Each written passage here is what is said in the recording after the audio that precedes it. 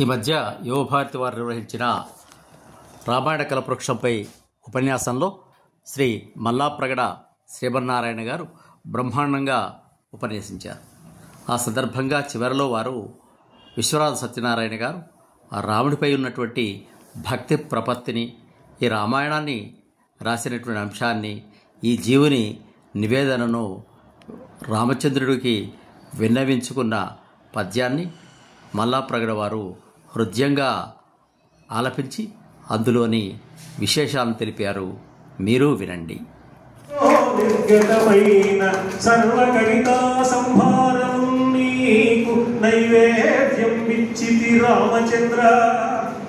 కల్పవృక్ష కావ్యం అంతా అయిపోయాక విశ్వనాథ వారు రామచంద్రమూర్తికి చేసిన విన్నపం, సద్యో నిర్గతమైన సర్వ కవితా సంభారం నీకు నైవేద్యం ఇచ్చితి రామచంద్ర.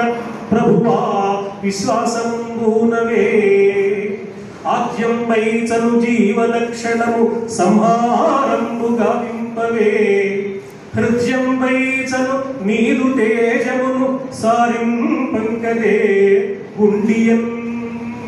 ఆత్మ తేజస్సుని నాకు అనుగ్రహించు స్వామి, అజ్ఞానాన్ని తొలగించు స్వామి, అందుకోసం రామాయణ రచన చేశాను అని వినమ్రంగా పరమాత్మకు విన్నవించుకొని తెలుగు జాతికి ఉన్నంతకాలం శాశ్వతంగా నిలబడిపోగలిగిన అద్భుతమైన రామాయణాన్ని అందించిన విశ్వనాథ వారి గురించి నాకేమనిపిస్తుందంటే, విశ్వనాథ తెలుగు వాల్మీకి అనిపిస్తుంది.